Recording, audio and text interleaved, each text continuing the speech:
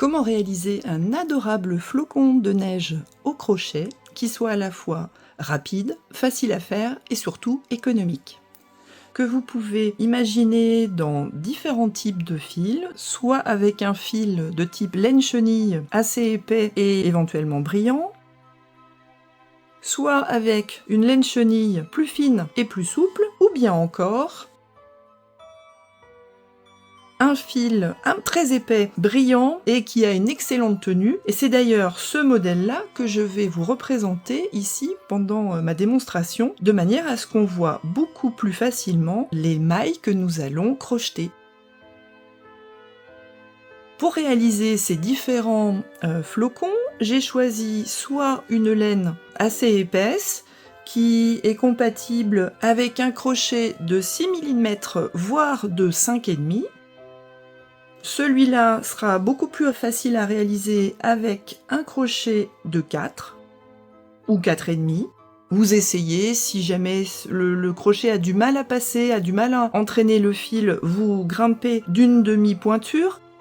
Le but, c'est d'avoir un résultat assez resserré, donc vous prenez plus petit que les recommandations des différents fils que vous allez pouvoir utiliser.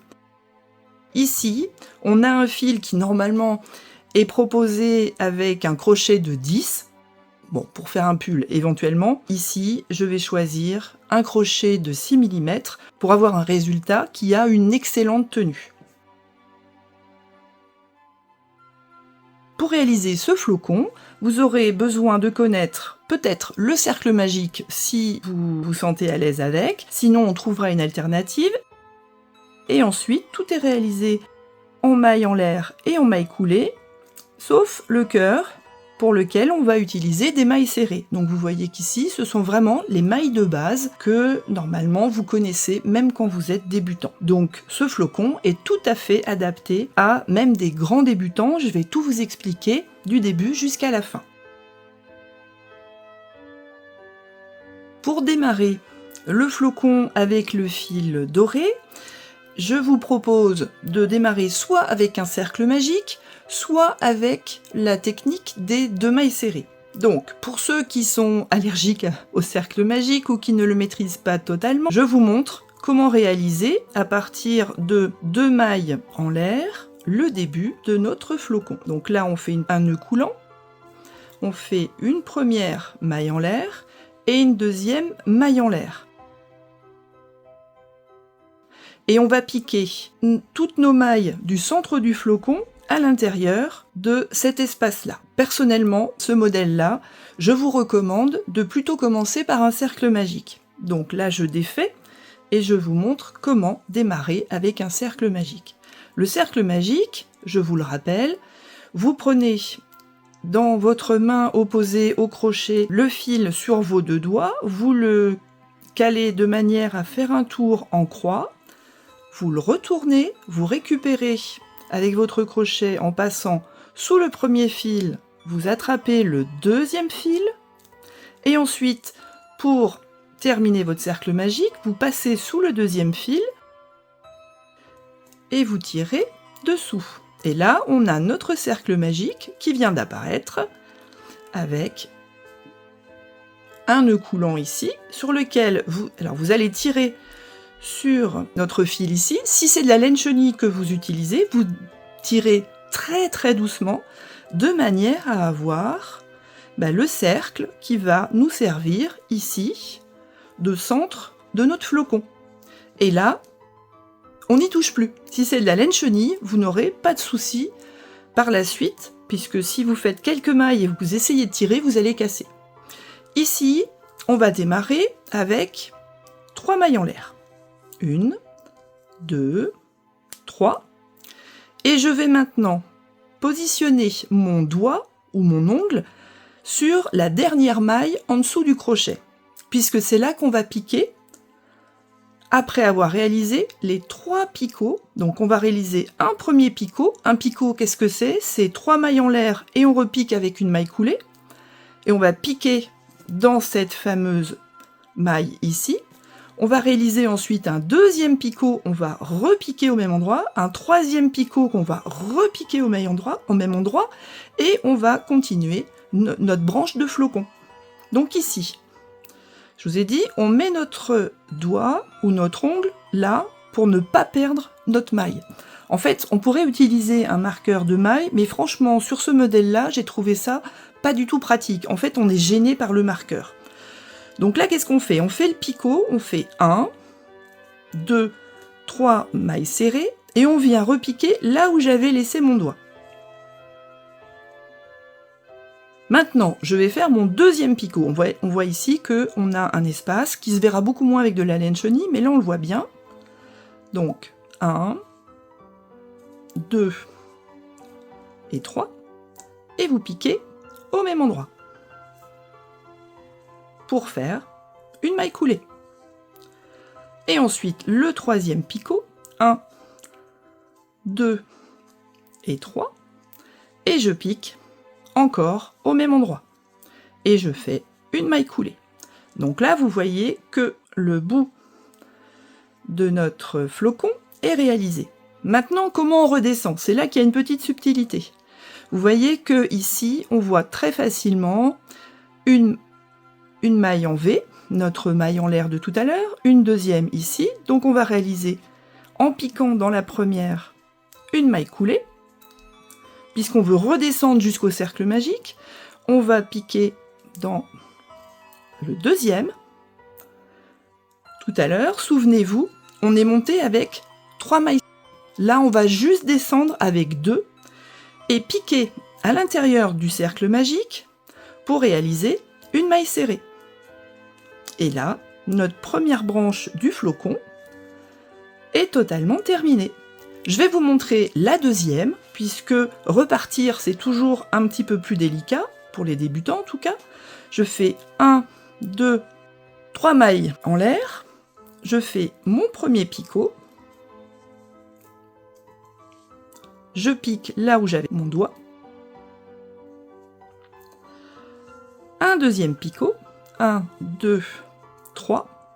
Et je repique au même endroit. Et enfin, 1, 2, 3. Et toujours au même endroit, avec une maille coulée. Maintenant, je vais redescendre vers le cercle magique et on va voir qu'on va être dans une situation un petit peu différente de tout à l'heure. On va avoir ici notre première maille en l'air pour redescendre, notre deuxième maille en l'air pour redescendre aussi, et on aurait presque envie d'en faire une troisième. Eh bien non, on va sauter toutes les mailles qui sont là pour aller piquer à l'intérieur du cercle magique en veillant à ce que le fil là soit pris avec, ça sera plus pratique. Là, on fait notre boucle pour notre maille serrée, et on serre, et on voit que là, on a notre deuxième branche qui vient d'apparaître. On va réaliser maintenant les 4 branches pour terminer notre flocon, et on se retrouve à la fin pour la finition qui est un petit peu particulière. On se retrouve ici après avoir crocheté notre 6e branche. On a réalisé nos 3 picots, on est redescendu avec 2 mailles en l'air, et là maintenant, on va réaliser la finition. Donc après les 2 mailles en l'air, on va faire exactement comme pour les autres branches, on va piquer à l'intérieur pour faire notre maille serrée. Et là maintenant, comment on termine? Alors on a intérêt à terminer en ne voyant pas trop ici la finition. Il faut que cette branche-là soit correctement maintenue par rapport aux autres. Donc là, je vous conseille de tirer un peu sur votre fil, de couper à l'arrière, de tirer sur votre fil sans faire de nœud. Et maintenant, on va s'arranger pour que ce fil-là passe à l'intérieur de cette branche pour terminer vraiment la liaison entre la première branche et la dernière. Donc là, je vous propose un crochet un petit peu plus fin, de manière à passer derrière ici, de récupérer le fil avec lequel on a terminé, qu'on a coupé. Voilà, donc là on passe ici, ce qui fait que ces 2 branches vont être maintenues correctement exactement comme les autres, de façon aussi ferme. Donc on va avoir une très belle tenue de la première et de la dernière branche, l'une par rapport à l'autre. Et maintenant, si vous êtes en laine chenille, vous n'avez qu'à passer à travers 2 ou 3 petites mailles derrière votre fil qui reste. Je vous déconseille de faire un nœud qui va se voir, surtout si c'est une suspension. Et ici, vous passez sous quelques mailles pour avoir une bonne tenue. Quand il s'agit d'un fil comme ça qui pourrait glisser plus qu'une laine chenille, vous avez intérêt à continuer un petit peu pour passer sous plus de mailles. Voilà. Et ici, pareil pour ce bout de fil du départ. Vous pouvez aussi décider, avec des fils un peu plus longs, de vous servir des bouts de fil qui restent pour réaliser la suspension de votre flocon. Pourquoi pas? Mais là, on va couper à ras pour avoir une excellente finition à l'arrière. Donc quand on va suspendre éventuellement notre flocon, on va le suspendre de préférence par une de ses branches et on aura une très belle finition à l'arrière. Si jamais le flocon se balance un peu, les deux côtés seront jolis à regarder.